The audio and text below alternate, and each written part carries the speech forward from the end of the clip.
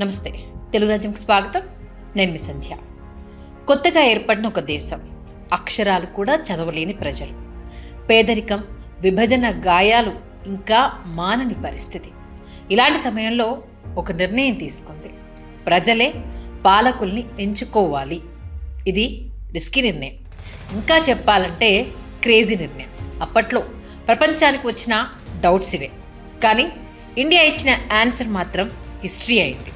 ఆ నిర్ణయం ఇండియాని ప్రపంచంలోనే అతిపెద్ద ప్రజాస్వామ్యంగా మార్చింది. ఫ్రెండ్స్, ఈరోజు మనం ఒక అన్బిలీవబుల్ స్టోరీ గురించి మాట్లాడుకుందాం. అదే ఇండియా ఫస్ట్ ఎలక్షన్ స్టోరీ.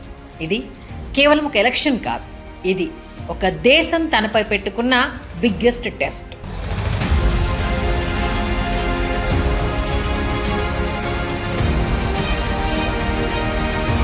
భారతదేశానికి 1947లో ఇండిపెండెన్సీ వచ్చినప్పుడు దేశం పరిస్థితి చాలా టఫ్గా ఉంది. పార్టీషన్ వల్ల గాయాలైతే మానలేదనే చెప్పాలి. పేదరికం ఎక్కువైపోయింది, లిటరసీ చాలా లో. అప్పట్లో సుమారు 85% మంది చదవలేని వాళ్ళే. రోడ్స్ సరిగ్గా లేవు, కమ్యూనికేషన్ వీక్, ట్రాన్స్పోర్ట్ కూడా ప్రాపర్గా లేదు. ఇలాంటి పరిస్థితుల్లో ఎలక్షన్స్ అంటే ఎలా ఉంటుంది? ఎవరైనా ఆల్మోస్ట్ ఇంపాసిబుల్ మిషన్ లాంటిది అని అంటారు. కానీ ఇక్కడే ఇండియా ఒక బోల్డ్ డెసిషన్ తీసుకుంది. ప్రజల చేతిలో పవర్ పెట్టాలి, అది కూడా ఇప్పుడే పెట్టాలి అని. డిలే చేయలేదు. ఇదే ఈ కథలో ఫస్ట్ టర్నింగ్ పాయింట్. ప్రపంచ దేశాలు కూడా చూసి డౌట్ పెట్టుకున్నాయి, ఈ దేశంలో డెమోక్రసీ వర్క్ అవుతుందా అని. కొందరు ఫారిన్ అనలిస్టులు అయితే డైరెక్ట్గా క్రిటిసైజ్ చేశారు. అక్షరాలు చదవలేని వాళ్ళు ఓటు ఎలా వేస్తారు, ఇది ఫెయిల్ అవుతుందని విమర్శించారు. అయితే ఇక్కడే ఎంట్రీ ఇచ్చాడు ఒక సైలెంట్ హీరో. అతనే Sukumar Sen, India first election commissioner. ఆయన ముందున్న పని సింపుల్ అయితే కానే కాదు. జీరో నుంచి ఒక కంప్లీట్ ఎలక్షన్ సిస్టమ్ని బిల్డ్ చేయాలి. ముందుగా ఓటర్ లిస్ట్ని తయారు చేయాలి, రూల్స్ సెట్ చేయాలి, పోలింగ్ ప్రాసెస్ని డిజైన్ చేయాలి. అన్నీ స్క్రాచ్ నుంచే ప్రారంభించాలి. ఇప్పుడు స్కేల్ గురించి మాట్లాడితే అది నెక్స్ట్ లెవెల్. సుమారు 17.3 కోట్ల ఓటర్లు. అప్పటి వరకు ప్రపంచంలోనే బిగ్గెస్ట్ ఎలక్టోరేట్. దాదాపు 2 లక్షల పోలింగ్ స్టేషన్స్ని ఏర్పాటు చేయాలి. 20 లక్షలకు పైగా బ్యాలెట్ బాక్సెస్ని వాడాలి. ఇవన్నీ దేశం నలుమూలలా పంపాలి. ఫారెస్ట్లోకి, హిల్స్లోకి, రిమోట్ విలేజెస్లోకి తరలించాలి. కొన్ని చోట్ల పోలింగ్ మెటీరియల్స్ని ఎద్దుల బండ్లలో తీసుకెళ్లారు, మరికొన్ని చోట్ల పడవల్ని వాడారు, ఇంకొన్ని చోట్ల అధికారులు గంటల తరబడి నడిచి వెళ్లాల్సి వచ్చింది. అంటే ఇది కేవలం ఎలక్షన్ కాదు, ఒక మాసివ్ ఆపరేషన్. ఇప్పుడు ఒక కీలకమైన విషయం, సీట్స్ డివిజన్. అప్పట్లో మొదటి లోక్సభలో మొత్తం 489 సీట్స్ ఉండేవి. ఇవి స్టేట్స్, రీజియన్స్ ప్రకారం విభజించారు.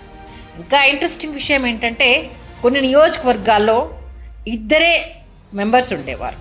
ఒకటి జనరల్ సీట్ అయితే ఇంకొకటి రిజర్వ్డ్ సీట్, బడుగు బలహీన వర్గాల కోసం.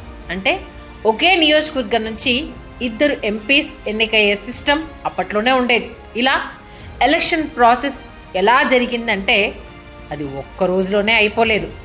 అక్టోబర్ 1951 నుంచి ఫిబ్రవరి 1952 వరకు, అంటే ఆల్మోస్ట్ 4 మంత్స్ పాటు ఎలక్షన్స్ జరిగాయి.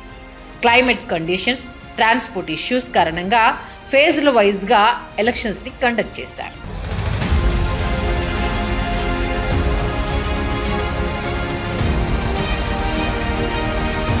ఇక నెక్స్ట్ పొలిటికల్ పార్టీస్ గురించి మాట్లాడతాం. అప్పట్లో కాంగ్రెస్ పార్టీ చాలా స్ట్రాంగ్గా ఉంది. వారి message simple: nation building, unity, development. Jawaharlal Nehru నాయకత్వంలో దేశాన్ని ముందుకు తీసుకెళ్దామన్న స్పష్టమైన డైరెక్షన్ ఇచ్చారు. ఇంకోవైపు సోషలిస్ట్, కమ్యూనిస్ట్ పార్టీస్ కూడా స్ట్రాంగ్గా క్యాంపెయిన్ చేశాయి. వాళ్ళు ఈక్వాలిటీ, ల్యాండ్ రిఫార్మ్స్, పేదల సమస్యలపై ఫోకస్ పెట్టారు. పేదలకి న్యాయం, సమానత్వం అన్న స్లోగన్స్తో ప్రజల్లోకి వెళ్లారు. కొన్ని ప్రాంతాల్లో రైతుల సమస్యలు, లోకల్ ఇష్యూస్ కూడా ప్రధానంగా మారాయి. అంటే ప్రతి పార్టీ తనదైన యాంగిల్తో ప్రజల్ని కనెక్ట్ అవ్వడానికి ప్రయత్నించింది. దేశంలో తొలి ఎన్నికల్లో క్యాంపెయినింగ్ కూడా ఒక ఇంట్రెస్టింగ్ చాప్టర్. జవహర్లాల్ నెహ్రూ దేశం మొత్తం తిరిగి మీటింగ్స్ నిర్వహించారు. ట్రైన్లో, కార్లో, కొన్ని చోట్ల ప్లేన్లో కూడా ట్రావెల్ చేసి ర్యాలీస్ అడ్రస్ చేశారు. ఒక అంచనా ప్రకారం ఆయన దాదాపు 25,000 కిలోమీటర్లు ఎన్నికల కోసం ప్రయాణించారంటే ఇది ఒక మాసివ్ క్యాంపెయిన్. అప్పట్లో సోషల్ మీడియా లేదు, టీవీలు లేవు, radio, news paper, public meetings మాత్రమే మెయిన్ టూల్స్. అయినా కూడా ప్రజలు భారీగా స్పందించారు. చాలా గ్రామాల్లో లీడర్స్ వస్తే అది ఒక చిన్న పండగలా మారేది. రాజకీయాలంటే ఆసక్తి ఎలా ఉండేదో అక్కడే అర్థమవుతోంది.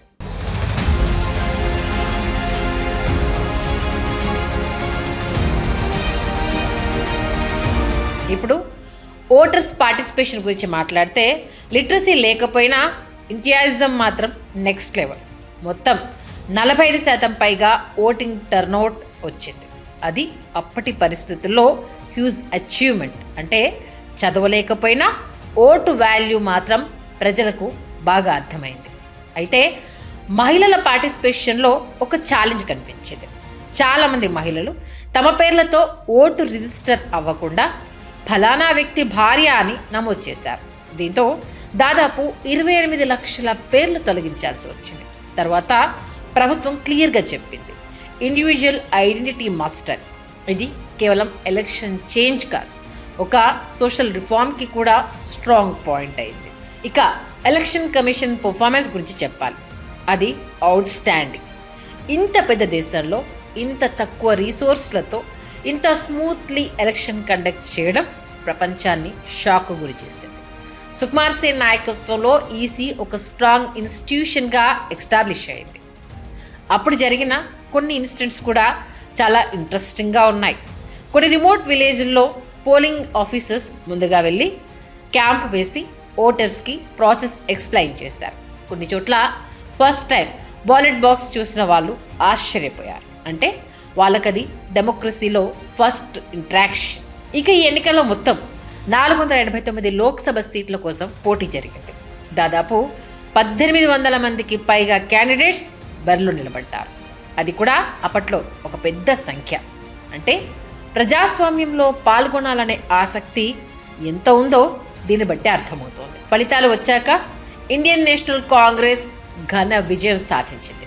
మొత్తం 489 సీట్లలో సుమారు 364 సీట్లను గెలుచుకుంది. అంటే క్లియర్ మెజారిటీ. జవహర్లాల్ నెహ్రూ నాయకత్వంపై ప్రజలు నమ్మకం ఉంచినట్లు ఇది స్పష్టంగా తెలిపింది. ఇంకోవైపు కమ్యూనిస్ట్ పార్టీ ఆఫ్ ఇండియా దాదాపు 16 సీట్లు గెలుచుకుంది. సోషలిస్ట్ పార్టీ కూడా కొన్ని సీట్లు సాధించింది. ఇంకా చాలామంది ఇండిపెండెంట్ క్యాండిడేట్స్ కూడా గెలిచారు. అంటే అప్పట్లో పాలిటిక్స్ ఒక పార్టీకి మాత్రమే పరిమితం కాలేదు, మల్టీ వాయిస్ డెమోక్రసీ స్టార్ట్ అయ్యింది అనేది మనకు అర్థమవుతోంది. ఇక్కడ మరో ఇంట్రెస్టింగ్ పాయింట్ ఏంటంటే కాంగ్రెస్ పార్టీకి ఓవరాల్ ఓట్ షేరింగ్ చూసుకుంటే సుమారు 45% మాత్రమే వచ్చాయి. కానీ సీట్స్ భారీగా వచ్చాయి. అంటే పోస్ట్ ద పోస్ట్ సిస్టమ్ ఎలా వర్క్ అవుతుందో అప్పుడే క్లియర్ అయ్యింది. మొదటి ఎన్నిక వన్ సైడ్ విక్టరీలా కనిపించిన అపోజిషన్ కూడా బలంగానే నిలబడింది. అంటే డెమోక్రసీలో కాంపిటీషన్ కూడా హెల్దీగా మొదలైంది. ఇదే ఫ్యూచర్కి బేస్ అయ్యింది. ఇక రిజల్ట్స్ వచ్చాక ప్రపంచ రియాక్షన్ ఎలా ఉంది అంటే కంప్లీట్ సర్ప్రైజ్ అని చెప్పాలి. ఇండియా ఫెయిల్ అవుతుంది అన్న నోర్లే ఇండియా సక్సీడ్ అని అంగీకరించాల్సి వచ్చింది. ఇది ఒక బిగ్ మూమెంట్. ఇది ఎలక్షన్ రిజల్ట్ కాదు, ఇది ఒక message. Democracy is possible even in the toughest condition అని నిరూపించిన క్షణం.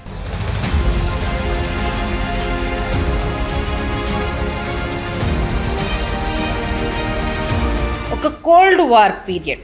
ప్రపంచం మొత్తం 2 వైపులుగా స్ప్లిట్ అయిపోయిన టైం. ఒకవైపు యునైటెడ్ స్టేట్స్ నేతృత్వంలోని బ్లాక్, మరోవైపు సోవియట్ యూనియన్. చాలా దేశాలు ఈ 2 శక్తులలో ఒకదాని వైపుకు చేరి డిక్టేటర్షిప్ వైపు వెళ్ళిపోయాయి. కానీ ఇక్కడే ఇండియా తీసుకున్న డెసిషన్ చాలా డిఫరెంట్. కొత్తగా స్వాతంత్రం వచ్చిన దేశం, పరిస్థితులు ఇంకా స్టేబుల్ కాలేదు. అయినా కూడా మన దేశం ప్రజల చేతుల్లోనే నడవాలి అని డెమోక్రసీని చూస్ చేసింది. ఇది చిన్న విషయం అయితే కాదు, ఇది ఒక బోల్డ్ జియోపాలిటికల్ స్టేట్మెంట్. ఇది ప్రపంచానికి క్లియర్గా ఒక మెసేజ్ ఇచ్చింది. ఇండియా ఎవరిని ఫాలో అవ్వదు, తన దారిని తానే చూస్ చేసుకుంటుంది అని. అదే సమయంలో ఈ ఎన్నికలు విజయవంతం కావడం వల్ల ఇండియాపై ప్రపంచం దృష్టి పూర్తిగా మారిపోయింది.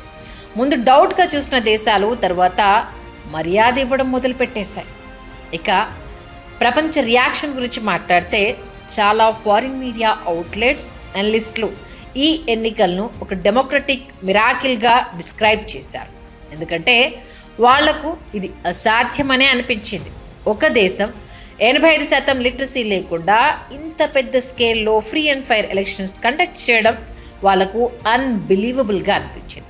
ఇక్కడే వరల్డ్స్ లార్జెస్ట్ డెమోక్రసీ అనే ట్యాగ్ ఇండియాకు వచ్చింది. అది ఒక పదం మాత్రమే కాదు, అది ఒక ఐడెంటిటీ. ఆ ఐడెంటిటీ తర్వాత ఎన్నో దశాబ్దాల పాటు ఇండియాను ప్రపంచంలో ప్రత్యేకంగా నిలబెట్టింది. డెవలపింగ్ కంట్రీస్కి ఇది ఒక ఇన్స్పిరేషన్ అయ్యింది. ఆసియా, ఆఫ్రికాలో ఉన్న కొత్త దేశాలు ఇండియా చేసింది మనం కూడా చేయగలమని భావించాయి. అంటే ఇండియా ఎన్నికలు కేవలం మన దేశానికి మాత్రమే కాదు, గ్లోబల్ లెవెల్లో కూడా ఒక మోడల్గా మారాయి. ఇండియా ఆఫ్టర్ గాంధీ వంటి పుస్తకాల్లో కూడా ఈ ఎన్నికలను ఒక టర్నింగ్ పాయింట్గా డిస్క్రైబ్ చేస్తారు. ఎందుకంటే ఇది కేవలం పొలిటికల్ ప్రాసెస్ కాదు, ఇది నేషన్ బిల్డింగ్. ఒక దేశం తన ఐడెంటిటీని డిఫైన్ చేసుకున్న మూమెంట్.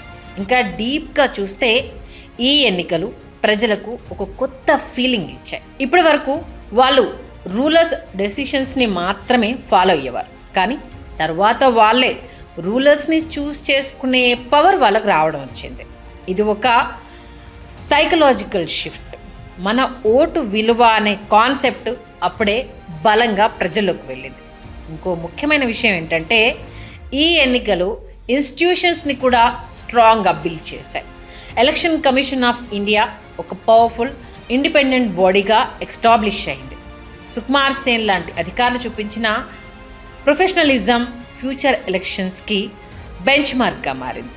తర్వాత ఎన్నో ఎలక్షన్స్ జరిగినా ఈ ఫస్ట్ ఎలక్షనే స్టాండర్డ్గా తీసుకున్నారు.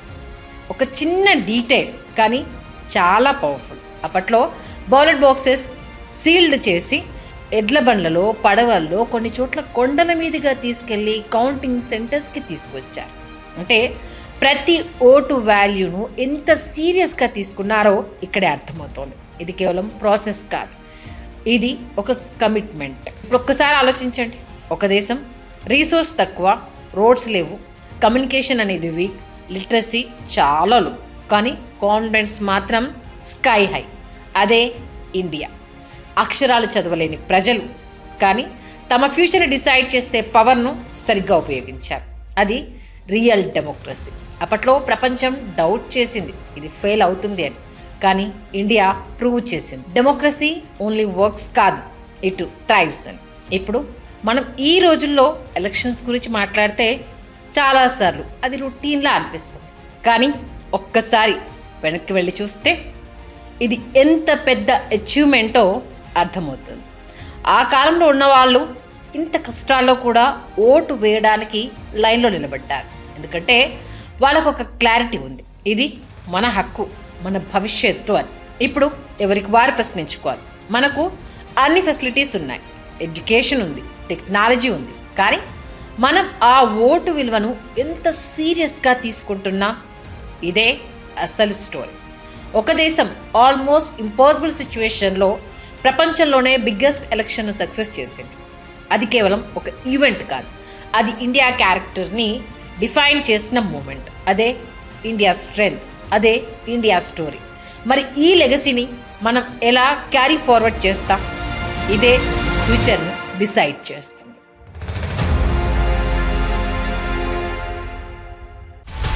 హలో, తెలుగు రాజ్యం ఛానల్ చూస్తున్నారా? సామాజిక, రాజకీయ, జీవన చిత్రణే తెలుగు రాజ్యం. అతిశయోక్తులు, అసత్యాలు ఉండవు. రాజకీయ కోణం కాదు, ప్రజా కోణమే కొలబద్ద. తెలుగు రాజ్యం వీక్షణ మీ ఉత్తమ అభిరుచికి నిదర్శనం.